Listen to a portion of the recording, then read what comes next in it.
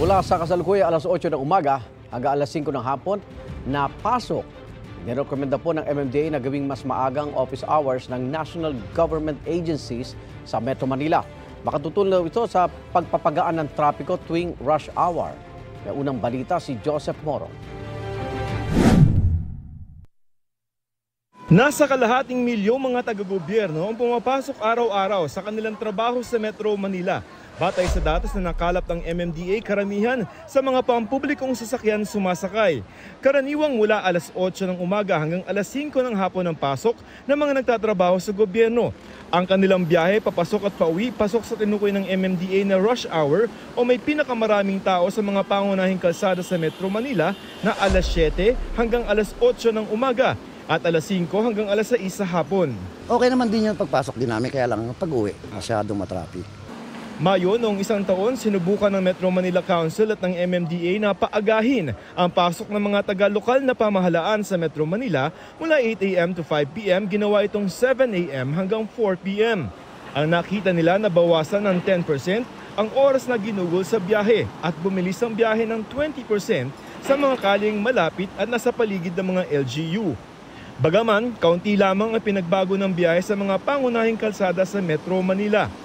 Pero para sa mga LGU na nagpatupad dito, pabor sila na mapanatili ito.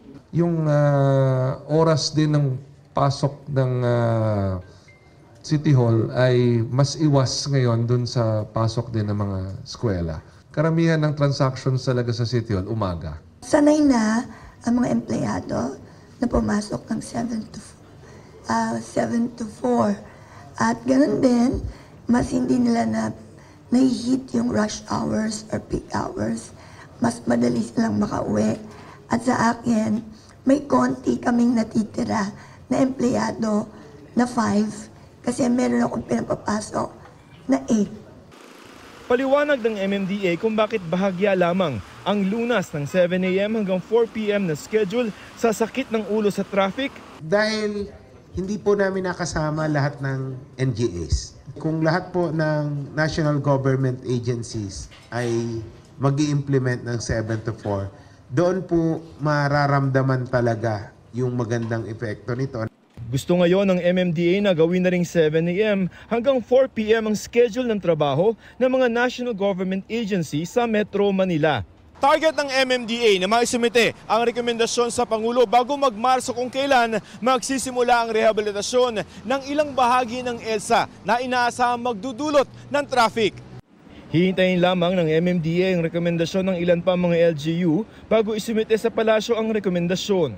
Mas okay sa akin yung 7 to 4, iwas sa mga traffic. Sa akin hindi kasi malayo ako eh. Malilate na ako lalo. Masyado maaga.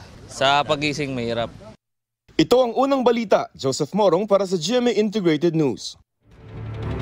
Igan, mauna ka sa mga balita, mag-subscribe na sa GMA Integrated News sa YouTube para sa iba't ibang ulat sa ating bansa.